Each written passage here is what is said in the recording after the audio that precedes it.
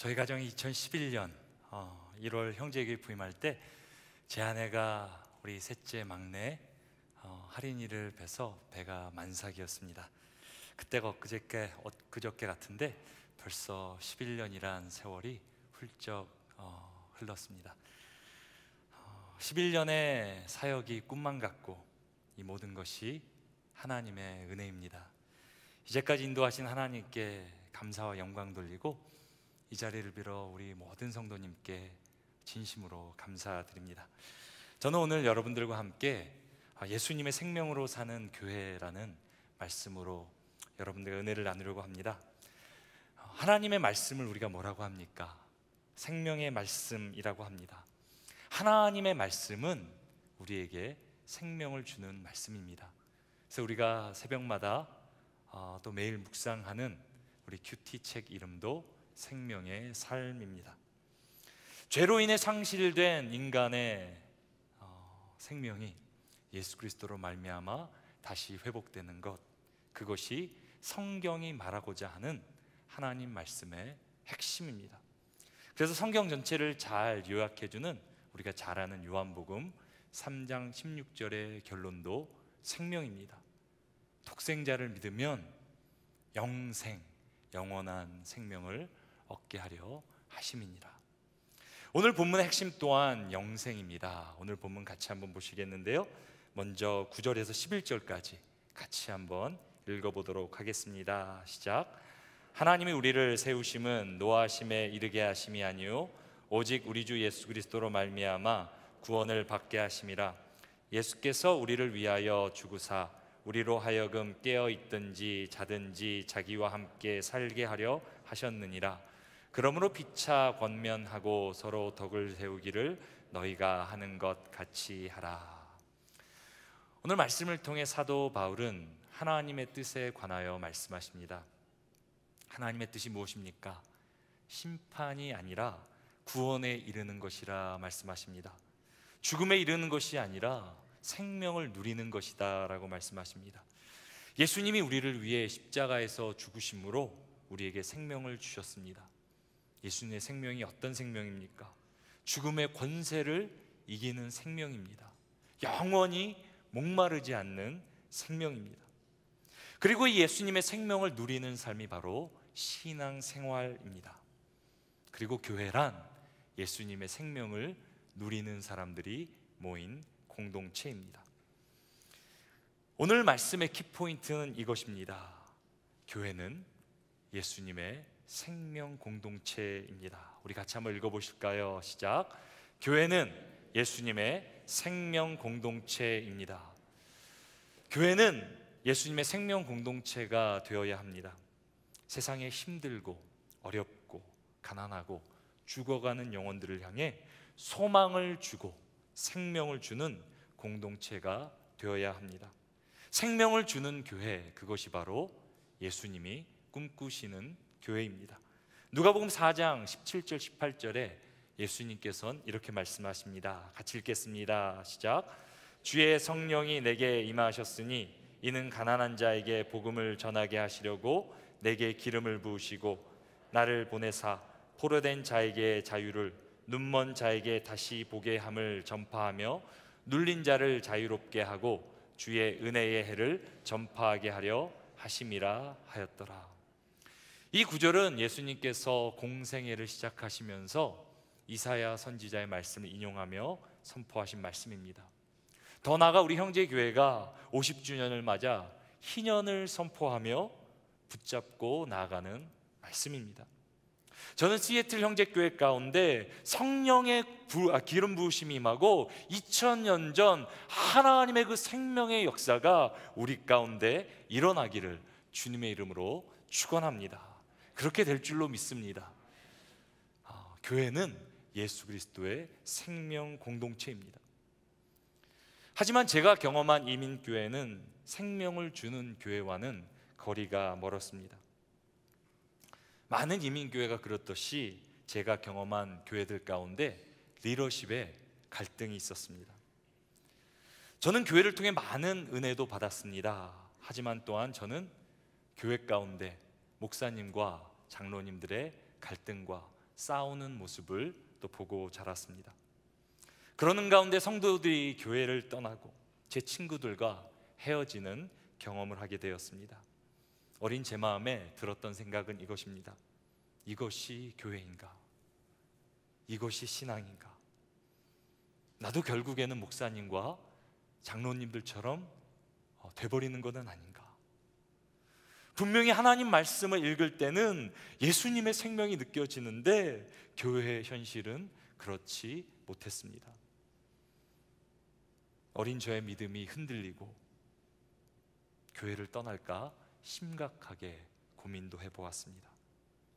그런 교회를 향한 리더십에 대한 고민은 목회자가 돼서까지 계속되었습니다. 그때 제가 하나님께 드린 기도가 이것입니다. 하나님, 목사님과 장로님들이 한 마음으로 하나님, 예수 그리스도의 꿈을 이루는 교회를 한번 경험하고 싶습니다. 예수님의 생명을 주는 교회를 경험하고 싶은 것이 제 마음에 있던 갈망이자 소망이었습니다. 그리고 그런 기도 가운데 하나님은 저희 가정을 시애틀 형제교회로 인도하셨습니다. 형제교회를 경험하면서 제가 많은 것을 배우고 느꼈지만 제가 특별히 저에게 감동되었던 세 가지를 나누기를 원합니다. 형제교회를 통해 받았던 저의 첫 번째 감동은 바로 신뢰라는 것입니다. 신뢰. 제가 2011년 형제교회에 부임했을 때, 공동체 목사로 부임했을 때 당시 제가 막내였습니다. 35이었습니다. 그때 저는 목회자로서 너무나 부족하고 경험도 없을 그때 성도님들로부터 신뢰라는 것을 경험했습니다. 부족함에도 불구하고 제가 목회자라는 이유로 저를 믿어주시는 겁니다. 제 말을 들어주시는 겁니다. 저도 제 자신이 부족한 거 아는데 성도들이 저를 믿어주니까 어떻게 됩니까? 최선을 다하게 되는 겁니다. 더욱더 열심히 나 있는 것을 다 쏟아부어 섬기는 것입니다. 특별히 우리 장로님들, 제가 진심으로 감사드립니다. 제가 지난 11년간의 사역을 돌아보니 부족한 제가 좋은 목회자가 되도록 장로님들이 많이 참아주시고 기다려 주셨다는 것을 깨닫게 되었습니다. 더 나아가 목회자 한 개인의 신뢰를 넘어 형제교회 가운데 역사하시는 하나님을 향한 믿음이었다는 것을 또한 깨닫게 되었습니다. 우리 장로님들과 우리 모든 성도님들께 다시 한번 감사드립니다. 그리고 형제교회가 이런 믿음의 공동체로 세워지기까지의 중심에는 권준 목사님이 계십니다. 제가 형제교회를 오게 된 가장 큰 이유도 바로 권준 목사님의 리더십 때문이었습니다. 권준 목사님은 저에게 큰 산 같은 분이십니다. 목사님도 분명히 목회를 하시다가 힘들 때가 있으실 텐데 절대로 제가 보기에는 흔들리지 않으세요. 그리고 언제나 저의 멘토이자 버팀목이 되어 주셨습니다. 제가 권준 목사님을 더욱 존경하게 된 계기가 있었습니다. 제가 하루는 권준 목사님에게 설교에 관해 여쭤보았습니다. 어떻게 하면 더 설교를 잘할 수 있는지 목사님의 조언을 듣기를 원했습니다. 제가 기대했던 답은 무엇입니까? 어떤 설교의 방법, 테크닉 그런 것들이었습니다. 근데 그날 권준 목사님은 저에게 이렇게 조언해 주었습니다. 성도를 사랑하는 마음으로 설교를 준비하라고.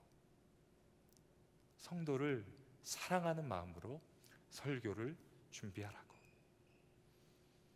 너무나도 당연한 말이지만 저에게는 그때 하나님의 음성으로 들렸습니다. 왜 저에게도 설교를 잘하고 싶은, 멋지게 하고 싶은 인간적인 욕망이 없었겠습니까? 그러나 하나님 말씀은 그저 지식 전달이 아니라 영혼을 살리는 하나님의 능력이기에 저는 좋은 설교자가 되기를 원했지만 그보다 더 성도들을 더 뜨겁게 사랑하는 목회자가 되기로 결단했습니다. 저는 가끔씩 성도들에게 이런 피드백을 받습니다. 권준 목사님의 설교를 듣는 가운데 목사님이 자기를 사랑한다라는 느낌을 받는다는 겁니다. 성도 여러분, 그거는 여러분들의 느낌이 아닙니다. 권준 목사님이 여러분들을 사랑하는 마음으로 설교를 준비하시는 줄 믿으시기 바랍니다. 사랑하는 마음으로 사역을 하는 그런 교회가 바로 형제의 교회인 줄 믿으시기 바랍니다. 형제의 교회가 그냥 여기까지 온 것이 아닙니다. 한 목회자가 주님을 뜨겁게 사랑하는 마음으로 주님의 몸된 교회를 섬겼기 때문에, 사랑했기 때문에 여기까지 온 줄로 믿습니다. 그 사랑으로 형제의 교회가 하나 될 수 있었고 여기까지 오게 된 것입니다. 형제교회 가운데 저에게 감동이 됐던 두 번째는 바로 사랑이었습니다. 목회자가 사랑으로 사역하고 그 사랑 안에서 성도들이 믿고 신뢰하는 가운데 형제교회는 소망이 있는 교회가 되었습니다. 소망이란 미래에 일어날 일들에 대한 기대입니다. 저는 형제교회를 섬기는 가운데 처음으로 교회를 향한 소망을 품게 되었습니다. 형제교회를 섬기기 전에는 현실이라는 벽에 갇혀 교회 미래란 꿈꿀 수조차도 없었습니다. 제가 형제교회에서 이민교회를 향한 소망을 다시 꿈꾸게 된 계기가 있었는데요, 그것은 바로 2013년 형제교회 창립 주일이었습니다. 저는 그 예배 가운데 이민교회에서 한 번도 겪어보지 못한 특별한 경험을 했습니다. 바로 1대, 2대, 3대 담임 목사님들이 함께 예배를 주관하는 모습입니다. 여기 예배를 드리는 분들 가운데서도 그날 이 자리에 계셨던 분들이 있을 것입니다. 혹시 그날을 기억하십니까? 그날 창립 예배 가운데 3대 담임 권준 목사님께서 사회를 보시고 2대 담임 신관식 목사님께서 말씀을 전하시고 1대 담임 최영걸 목사님께서 축도를 하셨습니다. 그 예배를 드리면서 그 모습을 보면서 제 마음 가운데 무언가 꾹 눌려있는 웅어리가 뚫리는 듯한 그런 경험을 저는 했습니다. 이민교회도 할 수 있구나, 이민교회도 가능하구나. 저는 그날 하나님 나라에 대한 소망을 다시 보게 되었습니다. 제 안에 교회를 향한 소망이 제 안에 다시 회복되었습니다. 제가 경험한 형제교회는 어떤 교회입니까? 믿음과 소망과 사랑이 있는 교회입니다. 그리고 이 세 가지가 있다는 것은 무엇입니까? 믿음, 소망, 사랑, 이 세 가지는 예수님의 생명이 있다는 증거입니다. 그래서 사도 바울은 이 세 가지는 영원할 것이라고 말합니다. 종교개혁자 존 칼빈은 이 세 가지를 참된 기독교의 정의라고 말하고, 브로캄이라는 독일 신학자는 그리스도 안에서 하나님이 주신 생명의 본질이라고 이 믿음, 소망, 사랑을 말합니다. 형제교회는 믿음, 소망, 사랑이 있는 예수님의 생명 공동체입니다. 지금도 좋지만 저는 형제교회 가운데 더욱 예수님의 생명으로 충만해지기를 주님의 이름으로 축원합니다. 우리가 예수님의 생명으로 더욱더 충만해지기 위해 필요한 두 가지가 있습니다. 그것은 바로 말씀 회복과 선한 행동입니다. 여러분들 오늘 말씀 가운데 꼭 두 가지를 기억해 주셨으면 좋겠는데요, 첫 번째는 말씀 회복, 두 번째는 선한 행동입니다. 사도 바울이 편지하고 있는 데살로니가 교회는 형제교회 같이 믿음과 소망과 사랑이 있던 교회였습니다. 우리 같이 데살로니가전서 1장 2절과 3절 같이 읽어보겠습니다. 시작. 우리가 너희 모두로 말미암아 항상 하나님께 감사하며 기도할 때에 너희를 기억함은 너희의 믿음의 역사와 사랑의 수고와 우리 주 예수 그리스도에 대한 소망의 인내를 우리 하나님 아버지 앞에서 끊임없이 기억함이니. 데살로니가 교회 가운데 믿음과 소망과 사랑이 있다는 의미는 무엇입니까? 예수님의 생명이 그 안에서 역사하고 있다는 말입니다. 데살로니가는 바울이 2차 선교 여행 시에 방문했던 지역입니다. 그 지역에서 복음을 전했지만 그 지역 유대인들 때문에 핍박을 받고 3개월밖에 머물지 못했습니다.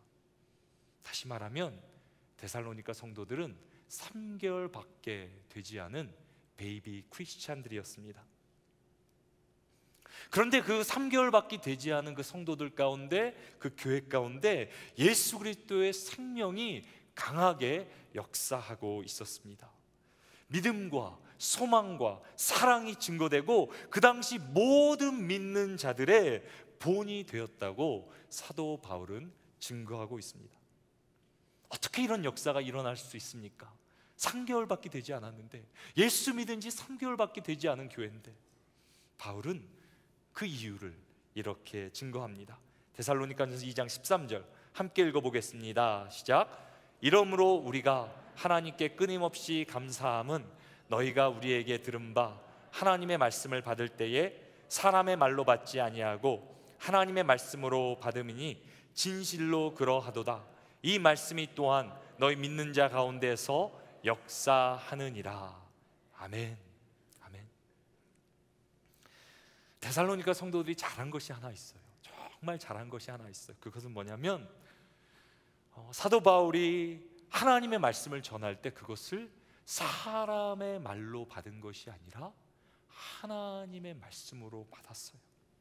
이것이 데살로니가 교회 부흥의 역사의 비결이었습니다. 지금도 하나님 우리 가운데 역사하십니다. 말씀하십니다. 오늘 이 시간 우리가 하나님의 말씀을 듣는 가운데 그저 우리가 인간의 지식, 인간의 말이 아니라 하나님의 말씀으로 들려지기를 주님의 이름으로 축원합니다. 축원합니다. 하나님의 말씀이 우리 가운데 임할 때 역사는 일어납니다. 말씀이 능력입니다. 말씀이 생명입니다. 그래서 우리가 기억해야 될 첫 번째 포인트는 이것입니다. 예수님의 생명을 누리기 위해 내 안에 말씀이 회복되어야 된다는 것입니다. 우리 같이 한번 읽어보겠습니다. 내 안에 말씀 회복이 일어나야 합니다. 말씀 회복이 일어나야 예수님의 사랑을, 그 생명을 누리게 됩니다. 사역도 중요합니다. 열심히 섬기고 봉사함으로 주님의 몸을 세우는 것, 교회를 세우는 것 너무나 귀한 일입니다. 오늘도 예배를 위해서 많은 분들이 섬기고 계십니다. 그 섬김과 헌신으로 인해 우리가 이렇게 예배를 드릴 수 있습니다. 하지만 목회자의 저의 마음은 무엇입니까? 우리 성도 여러분들이 열심히 사역하는 만큼 더욱더 영적으로도 성장하기를 원하는 것이 저의 마음입니다. 저는 여러분들 10년 가운데 말씀의 부흥이 일어났으면 좋겠습니다. 예수 그리스도를 더 뜨겁게 만나게 됐으면 좋겠습니다. 사도 바울은 오늘 본문에서 말씀 회복의 비결을 우리에게 가르쳐 주는데요, 오늘 본문 12절과 13절 우리 같이 한번 읽어보겠습니다. 시작. 형제들아 우리가 너에게 구하노니 너희 가운데서 수고하고 주 안에서 너희를 다스리며 권하는 자들을 너희가 알고 그들의 역사로 말미암아 사랑 안에서 가장 귀히 여기며 너희끼리 화목하라. 아멘. 아멘. 여기 나오는 수고하고 다스리며 권하는 자들은 바로 교회에서 섬기는 사역자들을 말합니다. 사도 바울은 데살로니가 교인들에게 이렇게 말합니다. 사역자들을 사랑 안에서 가장 귀하게 여기라고 그렇게 말합니다. 사역자들을 존경하고 귀하게 여기는 것이 사도 바울이 강조하고 있는, 말하고 있는 말씀 회복의 비결입니다. 최근 권준 목사님께서 장로 모임에서 이런 말씀을 하셨습니다. 나는 하루 종일 교회만 생각한다. 여러분들 어떻게 생각하십니까? 정말일 것 같습니까? 저는 권준 목사님의 말씀이 저는 진심이라고 믿습니다. 제가 그 말을 듣고요, 제가 제 자신을 곰곰이 한번 돌아봤어요. 제가 아무리 다른 곳에 있고 다른 일을 해도요, 교회가 먼저 생각나고 교회를 먼저 걱정하고 있는 저의 모습을 발견하게 되었습니다. 부교육자가 이 정도면 담임 목사님은 얼마나 교회를 더 아끼고 사랑하겠습니까? 이것이 바로 사역자의 삶입니다. 때로는 나보다, 아니 내 가족보다 교회를 더 생각하는 것이, 사랑하는 것이 사역자의 마음입니다. 그것이 주님이 사역자들에게 주신 사명이라는 것입니다. 그래서 때로는 가족들에게 미안한 때가 많이 있습니다. 가족들을 때로 돌보지 못하고 교회에 나의 시간을 드리고 마음을 드리고, 그것이 사명이기에 그 삶을 살아가는 것이 사역자들입니다.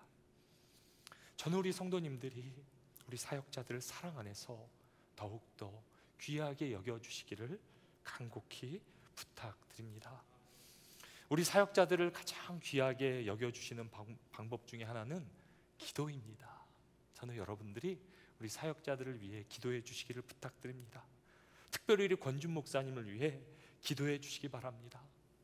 목사님 가운데 성령의 능력이 임하기를 위해 기도해 주시고, 말씀을 선포하실 때 성도들이 그 말씀을 받을 때 살아있는 하나님의 말씀을 받음으로 예수 그리스도의 생명이 형제 교회 가운데, 성도들 가운데 넘칠 수 있도록, 흘러갈 수 있도록 우리 목사님을 위해 기도해 주시기 바랍니다. 말씀 사역자들은 생명을 다해 말씀을 전하고, 우리 성도들은 그 말씀을 살아있는 하나님의 말씀으로 받을 때 교회는 예수님의 생명으로 충만해집니다. 저는 말씀의 회복을 통해 형제교회 가운데 예수 그리스도의 생명이 충만해지기를 주님의 이름으로 축원합니다. 예수님의 생명을 누리기 위해 필요한 또 다른 한 가지는 바로 선한 행동입니다. 우리가 예수님의 생명을 누리기 위해서는 내 삶 가운데 선한 행동이 일어나야 됩니다. 우리 같이 한번 두 번째 포인트 읽어보겠습니다. 시작. 내 삶에 선한 행동이 일어나야 합니다. 오늘 본문 14절 함께 읽어보겠습니다. 시작.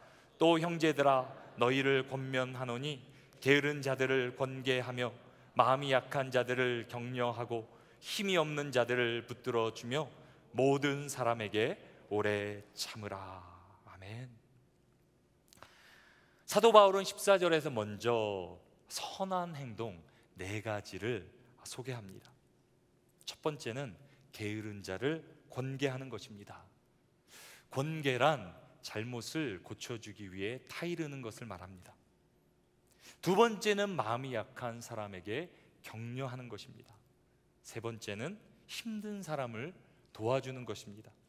네 번째는 모든 사람에게 오래 참는 것입니다. 교회를 잘 보면 성도들 가운데 잘 타이르는 사람이 있는가 하면 격려를 잘하는 사람도 있습니다. 잘 도와주는 사람이 있는 반면 잘 참는 사람도 있습니다. 저는 형제교회 가운데 많은 선한 행동들이 일어나기를 소망합니다. 그렇게 기도합니다. 하지만 정작 사도 바울이 말하고자 하는 핵심은 15절에 있습니다. 우리 한번 15절 같이 읽어보십니다. 시작. 삼가 누가 누구에든지 악으로 악을 갚지 말게 하고 서로 대하든지 모든 사람을 대하든지 항상 선을 따르라. 아멘. 사도 바울이 데살로니가 성도들에게 예수 그리스도의 생명으로 충만하기 위해 권고하는 핵심은 이것입니다. 모든 사람을 대할 때 항상 선을 따르라는 것입니다. 다시 말하면 선한 마음을 가지고 다른 사람을 대하라는 말입니다. 우리는 오늘 이 말씀을 받을 때 동의하고 싶지 않은 생각도 있을 것입니다. 너무 이상적으로 들리고 비현실적으로 들릴 수도 있습니다. 부당한 일을 당하고 억울한 일을 당했는데 어떻게 가만히만 있을 수 있습니까? 예수 믿는 사람이라고 해서 날마다 당하라고 하는 말처럼 들리기도 합니다. 하지만 우리가 세상과 똑같이 반응하고 산다면 세상과 우리가 다른 것이 무엇이 있겠습니까? 하나님의 자녀는 세상과 달라야 합니다. 세상과 구별되어야 합니다. 세상과 똑같이 반응하는 것이 아니라 선한 마음으로 살아야 합니다. 이 선한 마음이 바로 예수님의 마음입니다. 예수님은 악한 자를 미워하지 않으셨습니다. 온갖 모욕과 멸시 가운데 십자가의 고통까지 당하셨지만 예수님은 절대로 악한 자들을 저주하시도 않으셨습니다. 오히려 자기들이 하는 일을 알지 못한다고 하나님께 글을 올려드리며 용서를 구했습니다. 그리고 예수님은 선으로 악을 이기셨습니다. 하나님과 원수되었던 죄인을 구원하시고 하나님의 자녀가 되는 놀라운 역사를 이루어 주셨습니다. 주님의 마음으로 산다는 것, 선한 마음으로 산다는 것, 우리의 힘만으로는 감당할 수 없습니다. 하지만 예수님이 내 안에 사시면, 예수님이 내 삶을 주장하시면 얼마든지 가능한 일입니다. 갈라디아서 2장 20절 말씀 우리 같이 한번 읽어보겠습니다. 시작. 내가 그리스도와 함께 십자가에 못 박혔나니 그런즉 이제는 내가 사는 것이 아니요 오직 내 안에 그리스도께서 사시는 것이라. 이제 내가 육체 가운데 사는 것은 나를 사랑하사 나를 위하여 자기 자신을 버리신 하나님의 아들을 믿는 믿음 안에서 사는 것이라. 아멘. 아멘. 내가 예수님 안에 죽고 예수님이 내 안에 사실 때 비로소 내 안에 예수님의 마음, 선한 행동이 일어나게 됩니다.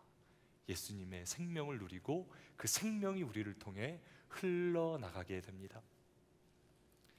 권준 목사님께서 저희 목회자들에게 종종 이렇게 말씀하십니다. 나를 힘들게 하는 사람과 밥을 먹는 것이 진정한 목회다. 나를 힘들게 하는 사람과 밥을 먹는 것이 진정한 목회다. 밥을 함께 먹는다는 것은 무슨 의미입니까? 친밀한 교제를 말합니다. 나를 힘들게 하는 사람을 축복하며 함께 밥을 먹을 수 있는 그런 친밀한 교제를 나눌 수 있다면 어찌 그 목회가 성공하지 않을 수 있겠습니까? 그렇다면 어떻게 그 일이 일어날 수 있습니까? 내가 예수 안에 죽고 예수님이 내 안에 사실 때 이런 역사가 일어나게 됩니다. 내 삶에 선한 행동이 일어나고 예수님의 생명을 누리게 됩니다.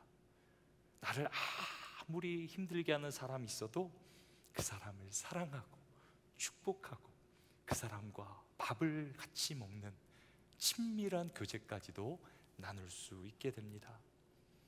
제가 형제교회에서 배운 목회가 이런 목회이고 이것이 바로 형제교회 가운데 흘러가고 있는 영성입니다. 저는 형제교회 성도님들이 예수님의 마음으로 이 땅을 살아가므로 예수님의 생명을 누리고 많은 사람들 가운데 이 땅 가운데 그 예수님의 생명을 증거하고 보여주는 사람들이 되기를 주님의 이름으로 축원합니다. 형제교회는 좋은 교회입니다. 믿음, 소망, 사랑이 있는 예수님의 생명이 있는 교회입니다. 저는 우리 안에 계속해서 말씀 회복이 일어나고 우리 삶 가운데 선한 행동이 일어나므로 예수님의 생명이 더욱 우리 가운데 풍성하게 넘쳤으면 좋겠습니다. 그렇게 되기를 주님의 이름으로 축원합니다. 이제까지 형제교회 성도님들 여러분들과 함께 신앙생활 할 수 있어서 너무나 감사하고 행복했습니다. 계속해서 여러분들의 삶 가운데 예수 그리스도의 생명으로 충만하기 위해 제가 여러분들을 위해 기도하도록 하겠습니다. 또 여러분들도 제가 LA에 가서 하나님의 꿈, 하나님의 나라, 하나님이 꿈꾸는 교회를 세우기 위해 주의 몸된 교회를 사랑하고 성도들을 사랑할 수 있게 저와 저희 가정을 또 사역을 위해 기도해 주시기를 부탁드립니다. 형제교회 성도님들 사랑하고 축복합니다. 함께 기도하겠습니다.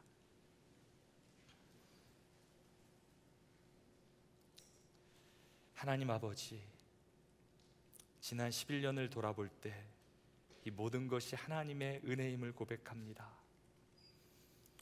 좋은 교회에서 성도님들과 함께 신앙생활하며 하나님의 나라를 꿈꾸며 소망하게 하신 은혜 감사드립니다. 날마다 시애틀 형제교회 가운데 예수님의 생명이 충만하게 임하고 많은 영혼들이 주께로 돌아오는 역사가 일어나게 하옵소서. 다음 세대를 살리고 많은 교회들과 열방 가운데 소망을 주는 축복의 통로가 되게 하옵소서. 사랑하는 권준 목사님을 위해 기도합니다. 목사님 가운데 날마다 성령으로 충만하게 하시고 말씀을 선포하실 때마다 성령의 역사가 일어나게 하시고 모든 성도들이 하나님의 말씀으로 받아 하나 되어 하나님 나라가 이 땅에 실현되는 예수 공동체를 이루게 하옵소서. 감사드리며 예수 그리스도 이름으로 축복하며 기도드립니다. 아멘.